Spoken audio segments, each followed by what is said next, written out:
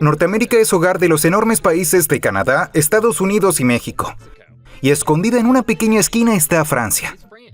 Estas son las islas de San Pedro y Miquelón. Son los últimos restos de un enorme imperio colonial. Y son la única razón por la que Francia sigue siendo técnicamente una potencia norteamericana. Pero, ¿por qué Francia las posee? Y más importante aún, ¿por qué casi 6,000 personas llaman hogar a estas islas rocosas y escarpadas hoy? Bueno, para responder eso, veamos dónde están exactamente San Pedro y Miquelón. Para entender San Pedro y Miquelón, hay que darse cuenta de que el nombre es un poco engañoso. Implica 2 islas. En realidad, estamos viendo un archipiélago de 8 islas, aunque solo unas pocas importan para la vida humana. Primero está San Pedro. Esta es la más pequeña de las islas principales, con solo unos 26 kilómetros cuadrados. Es una roca volcánica dominada por un puerto natural protegido que mira hacia el sol naciente. Y este puerto es clave porque sin él nadie viviría aquí. La isla en sí es relativamente baja, pero con un paisaje accidentado y marcado de roca riolítica, que habla de su pasado volcánico. Es aquí donde vive la gran mayoría de la población, agrupada en un pueblo que parece haber sido trasladado desde Bretaña y dejado sobre una roca de Norteamérica. Luego está el lado de Miquelón en la ecuación, donde la geografía se vuelve fascinante. Miquelón en realidad está compuesta por 3 antiguas islas que fueron unidas por el Océano Atlántico. Al norte está Gran Miquelón.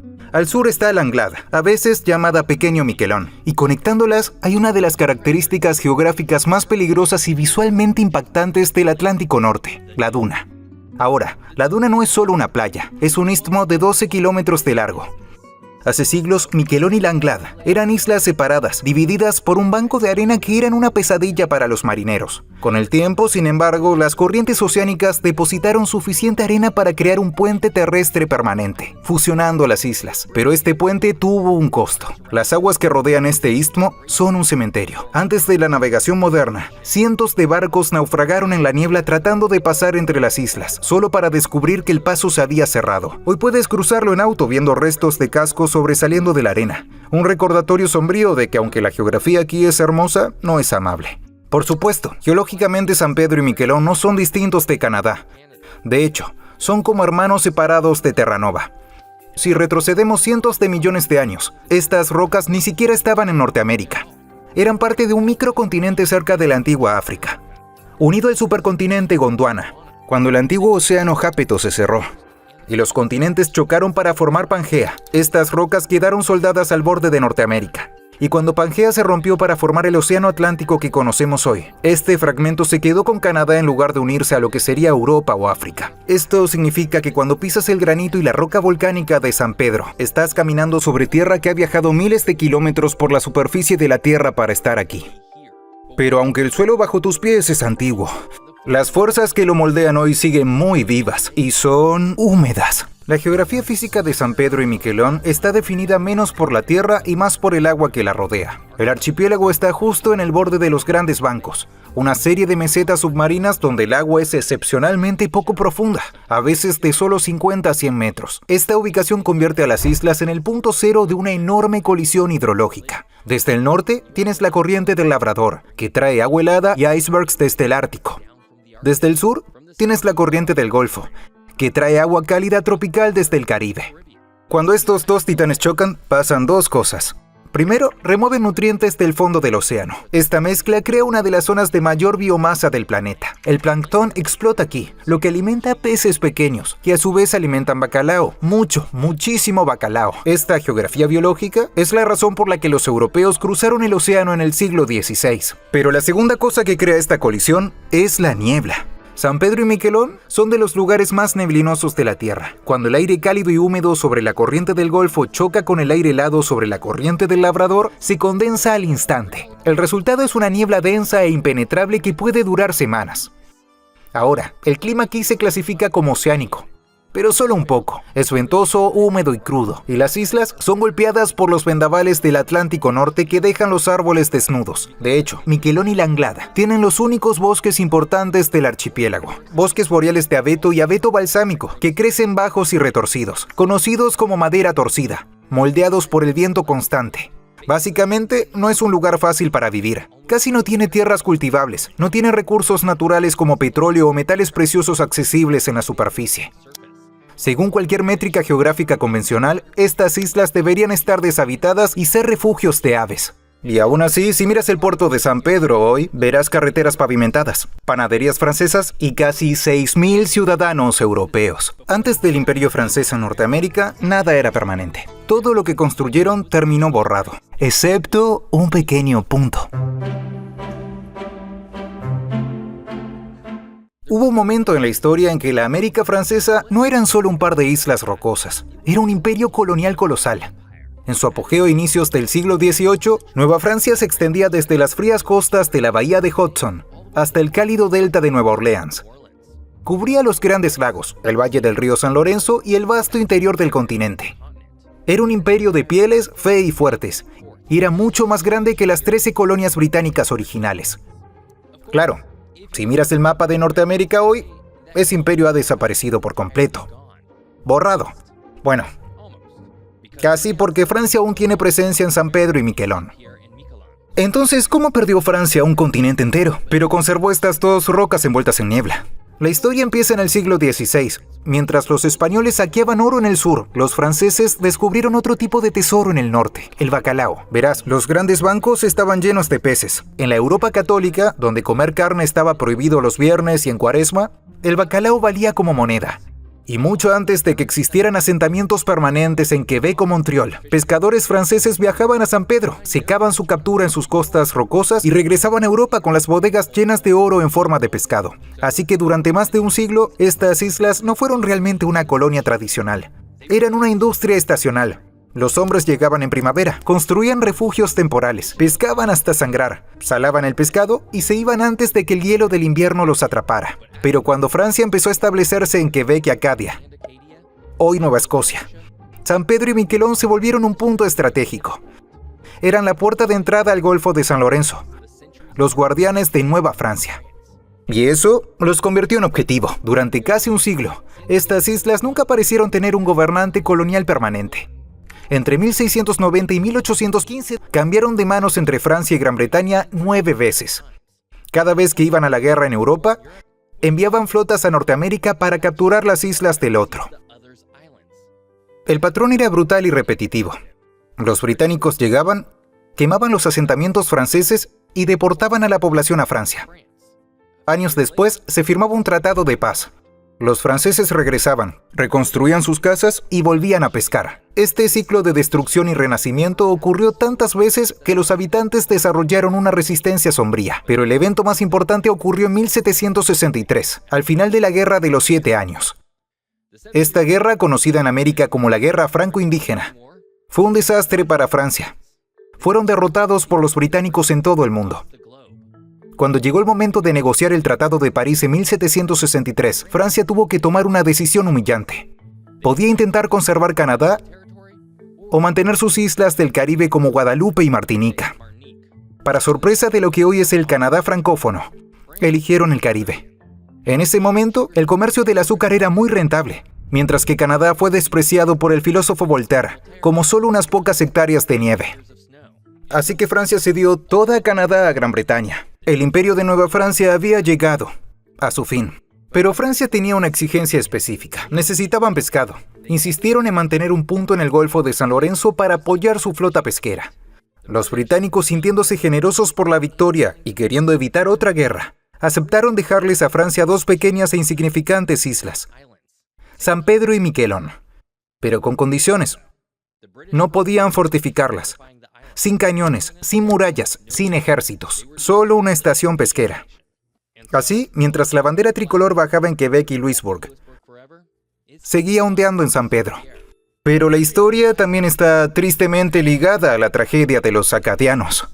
Cuando los británicos tomaron Acadia, hoy Nueva Escocia, dieron inicio a lo que más tarde se conocería como la Gran Expulsión. Al deportar por la fuerza a miles de hablantes de francés, muchos huyeron a San Pedro y Miquelón, el último bastión francés en Norteamérica, lo que significa que la población creció con refugiados desesperados por permanecer bajo la corona francesa. Pero la paz no duró. Durante la Guerra de Independencia de Estados Unidos y las guerras napoleónicas, los británicos atacaron de nuevo. En 1778, los británicos no solo capturaron las islas, sino que arrasaron por completo la ciudad de San Pedro y obligaron a toda la población, de casi 2.000 personas, a embarcar rumbo a Francia. Las islas quedaron abandonadas durante años, pueblos fantasma en la niebla. No fue hasta 1816, tras la derrota final de Napoleón, que todo se estabilizó. El Tratado de París otra vez confirmó la propiedad francesa. Un barco llamado Revenge llegó con las familias que regresaban. Volvieron a pisar la roca de su hogar y se quedaron desde entonces.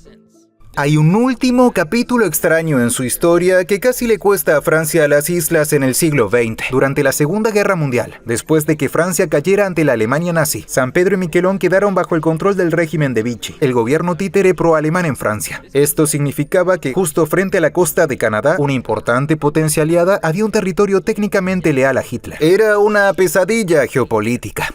Estados Unidos y Canadá estaban preocupados de que los transmisores de radio en las islas enviaran información a submarinos alemanes que patrullaban los grandes bancos. Y así, en la Nochebuena de 1941, las fuerzas de la Francia Libre de Charles de Gaulle lanzaron una invasión secreta. Un submarino y 3 corbetas entraron en el puerto de San Pedro, tomaron los edificios del gobierno sin disparar un solo tiro. Los habitantes de la isla, abrumadoramente leales a la causa de la Francia Libre, celebraron en las calles. Fue el primer territorio de las Américas liberado por la Francia Libre. Pero esto provocó un gran incidente diplomático entre De Gaulle y el presidente Roosevelt, porque técnicamente, bajo la doctrina Monroe, las fuerzas europeas no pueden invadir ningún país en las Américas. Esto casi llevó a una invasión estadounidense en las islas. Al final no ocurrió, debido a una hábil maniobra política y al deseo de concentrarse en la amenaza mayor de Alemania en Europa. Pero es un fascinante caso de qué hubiera pasado si. Y así, Francia mantuvo su pequeño punto de apoyo en Norteamérica, a pesar de que las islas fueron invadidas y tomadas una y otra vez. Lo que entonces plantea la pregunta: ¿por qué Francia quiere conservar estas islas hoy? ¿Y por qué viven allí casi 6.000 ciudadanos franceses? Imagina por un momento que estás en Norteamérica. El paisaje afuera se ve exactamente como la costa rocosa de Terranova.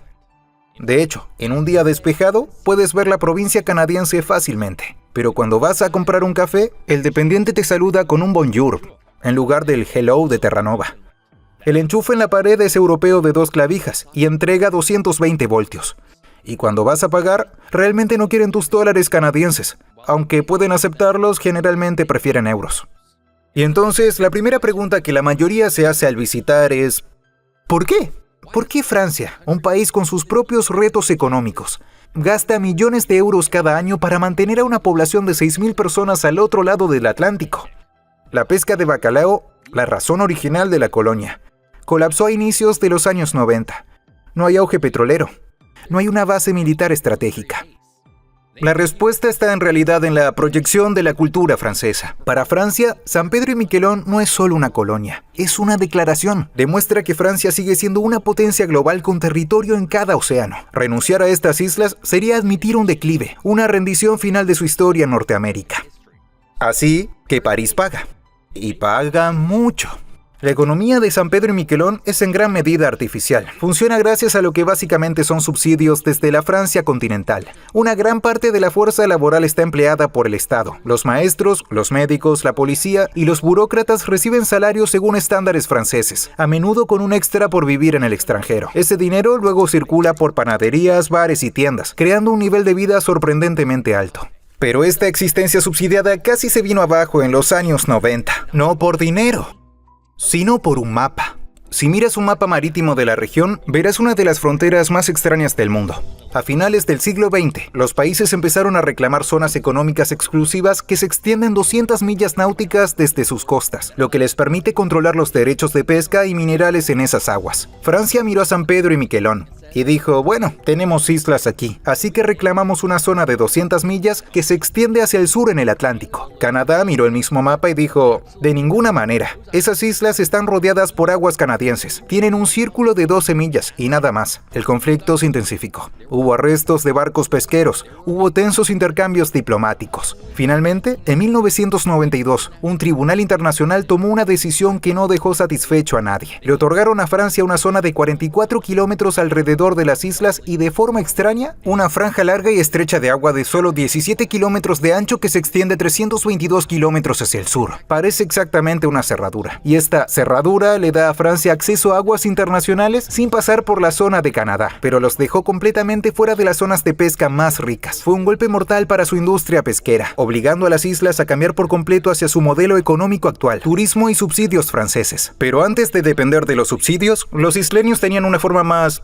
interesante de ganar dinero. Si visitas San Pedro hoy, escucharás historias de la Edad Dorada. No era la época de la pesca, eran los años 20 y 30. La era de la prohibición en Estados Unidos. Cuando Estados Unidos prohibió el alcohol, San Pedro se convirtió en el bar clandestino más conveniente del mundo. Se construyeron enormes almacenes junto al muelle. Barcos desde Europa descargaban millones de litros de whisky, vino y champán en los muelles. Luego, contrabandistas transportaban el alcohol a toda velocidad hacia la costa de Estados Unidos. Incluso los locales aseguran que el propio Al Capone visitó la isla para asegurar su cadena de suministro. Si realmente puso un pie en la isla o no es debatido, pero la riqueza generada no lo es. Durante una breve y caótica década, este tranquilo pueblo pesquero estuvo inundado de dinero de gángsters. Desafortunadamente para las islas, la prohibición terminó y la fiesta se acabó. Pero ese espíritu de ser un refugio de contrabandistas todavía persiste en la identidad local. Un lugar pequeño que sabe cómo aprovechar las reglas de los grandes imperios. Así que esto nos lleva a la pregunta final. ¿Qué piensa Canadá de todo esto hoy? Podrías esperar tensión. Después de todo, tener el territorio de una potencia extranjera a 25 kilómetros de tu costa suele ser una receta para el desastre. Pero en realidad, la relación es sorprendentemente normal. De hecho, es bastante amigable. Para la gente de Terranova, San Pedro no es una amenaza geopolítica. Es un lugar para pasar el fin de semana, comer foie gras auténtico, comprar vino francés barato y practicar el francés de la escuela. La frontera es flexible. Los canadienses ni siquiera necesitan técnicamente pasaporte para visitas cortas. A menudo basta con una identificación oficial, aunque por supuesto siempre es más seguro llevar pasaporte. Hay ferries que van y vienen como si fueran un autobús de pasajeros. Los isleños viajan a St. John's, en Terranova, para comprar en Walmart y en Costco. Los habitantes de Terranova van a San Pedro a comprar pasteles y perfumes. Es una relación de curiosidad mutua. Canadá tolera esa anomalía porque es inofensiva y hasta encantadora. Francia la mantiene porque es una cuestión de orgullo nacional. Y así, hoy San Pedro y Miquelón son hogar de casi 6,000 ciudadanos franceses. Hablan francés, usan el euro y se quedan porque siempre han estado ahí. Es su hogar. Y en general, a la gente no le gusta irse de su hogar. San Pedro y Miquelón es una parte geográfica de América del Norte que culturalmente se niega a ser norteamericana. Es una reliquia histórica de la Nueva Francia que sobrevivió al imperio que la creó. Y es un primo geológico de Terranova. Por todas estas razones, San Pedro y Miquelón es uno de los lugares más interesantes de América del Norte hoy. Hablando de lugares raros, esta vez estoy investigando cómo una roca de 90 toneladas de Montana terminó justo al sur de Portland, Oregón. Es un misterio geográfico con una respuesta realmente gigantesca. Y puedes conocerlo todo en mi canal de viajes. Espero que hayas disfrutado aprender todo sobre San Pedro y Miquelón. Si fue así, asegúrate de ver este video sobre por qué esta provincia de Canadá está tan vacía. Gracias por verme. Hasta la próxima.